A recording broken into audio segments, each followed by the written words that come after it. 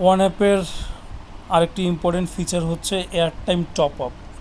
এই মেনু থেকে আপনি চাইলে আপনার মোবাইলে রিচার্জ করতে পারবেন, সেটা প্রিপেইড হোক অথবা পোস্ট পেইড হোক। রিচার্জ করার জন্য আপনার সর্বপ্রথম এয়ারটাইম টপ আপে ট্যাপ করতে হবে। এয়ারটাইম টপ আপে ট্যাপ করলে দুটি সাব মেনু আসবে। সেই দুটি সাব মেনুর নাম airtime top up payment, beneficiary management. আপনাকে সর্বপ্রথম যে নাম্বারে আপনি টপ আপ করবেন সেই নাম্বারটি বেনিফিশিয়ারি হিসেবে অ্যাড করতে হবে। বেনিফিশিয়ারি ম্যানেজমেন্টে ট্যাপ করলে এয়ারটাইম টপ আপ বেনিফিশিয়ারি নামে একটি অপশন আসবে। সেই অপশনে ট্যাপ করার পরে আপনি বেনিফিশিয়ারি অ্যাড করে নিতে হবে।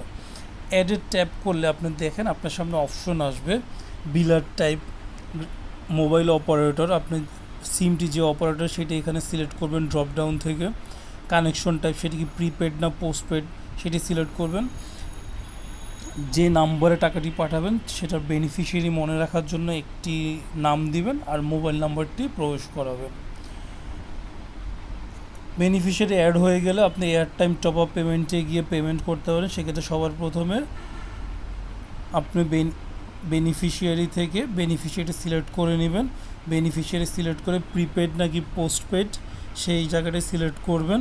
আপনার নাম্বারটি কোন নেটওয়ার্কের আন্ডারে পড়ছে, এয়ারটেল, বাংলালিংক, জিপি, রবি, টেলিটক, সে নেটওয়ার্ক সে অপারেটরকে সিলেক্ট করে দিবেন। সিলেক্ট করা হয়ে গেলে আপনি অ্যামাউন্ট সিলেক্ট করবেন। সোর্স অ্যাকাউন্ট থেকে আপনি আপনার কার্ড থেকে টাকা পাঠাতে চাচ্ছেন নাকি অ্যাকাউন্ট থেকে টাকা পাঠাতে চাচ্ছেন, সেখানে আপনি সোর্স সিলেক্ট করে দিবেন। এরপর ওটিপি চ্যানেল সিলেক্ট করে ওটিপি নিয়ে ট্রানজ্যাকশনটি কমপ্লিট করতে পারবেন।